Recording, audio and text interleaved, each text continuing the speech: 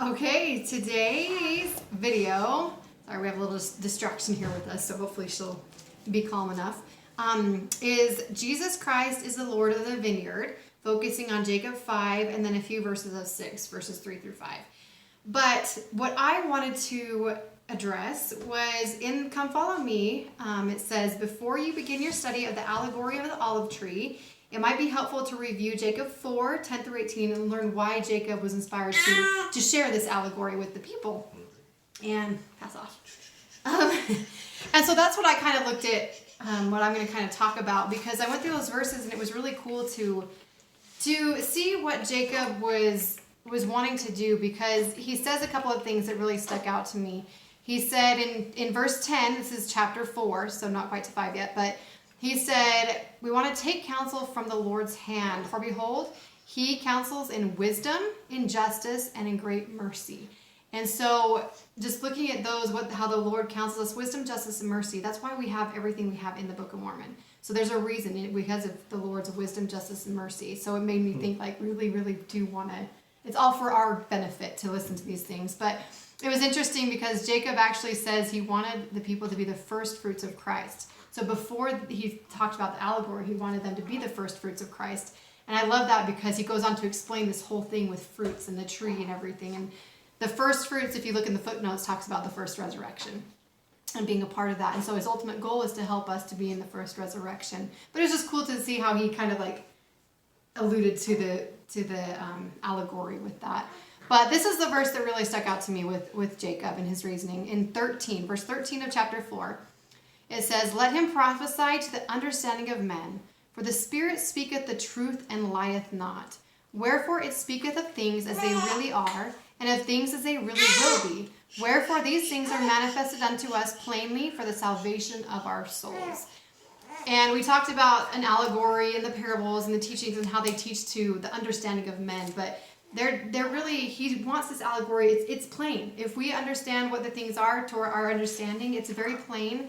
And it speaketh things as they, like it goes through, it talks about, it goes through the different comings of the different, what do you call them? Visits. Yeah, the visits of the Lord. And it goes through what has already happened on the earth and all the way up into what will happen in the future. It's everything that will happen, and it's all for the salvation of our souls. So Jacob was just really concerned for the people, the salvation of their souls, wanting them to be in the first resurrection and be exalted. And it really is cool to see how the allegory, if we study it and understand it with the Spirit, it really teaches us that. Yeah.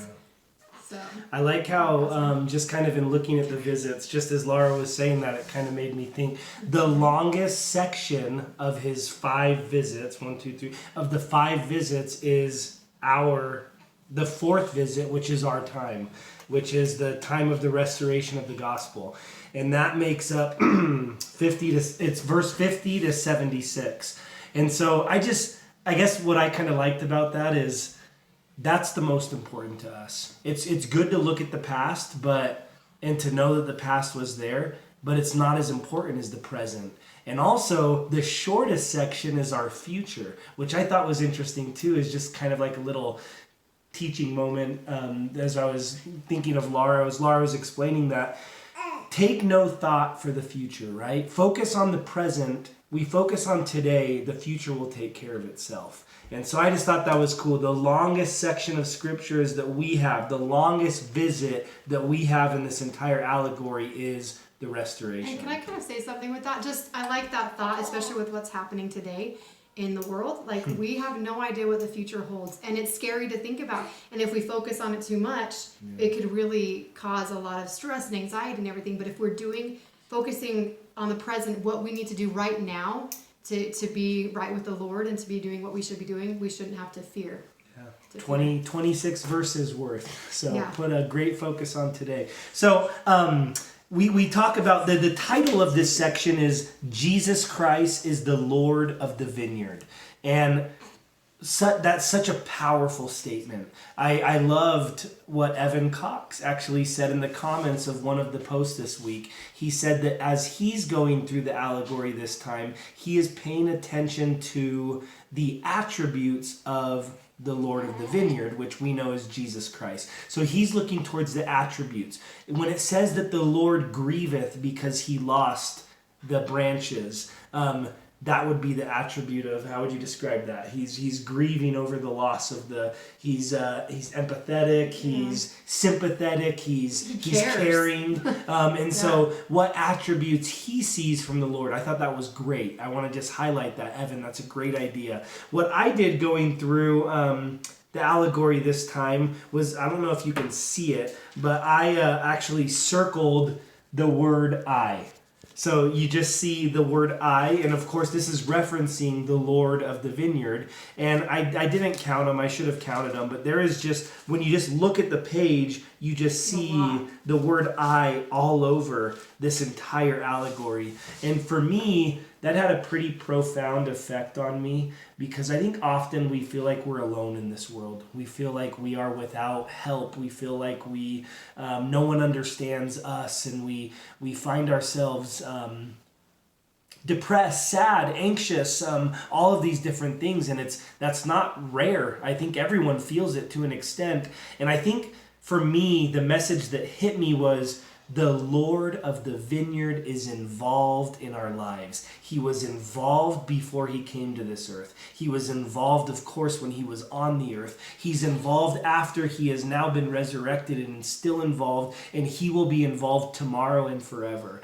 The Lord of the vineyard is interested in his branches. He is interested in us. He is interested in the fruit that we bring forth. The Lord of the vineyard wants to be a part of our lives, and whether we look for it or not, he is there. He is there with all things. And as I highlighted the word I, as I highlighted the Lord, it's interesting to just see like what he does. I preserved these branches unto myself. I nourished my vineyard. I swept away the bad out of my vineyard. I preserved the natural fruit. It's not just that he's there, he's involved. He is doing things with us, the vineyard, the Lord of the vineyard. I don't know, so it's as cool that the Lord is in control of it all. Like he is over the whole vineyard. And if we have faith in that, like we said, you can live by that faith and not fear, because he is involved. Like Peter said, he's involved, he's loving, he's caring, he's doing this for us, for all our salvation. And so if we just trust in him, trust in the Lord in the vineyard, we'll come out all right.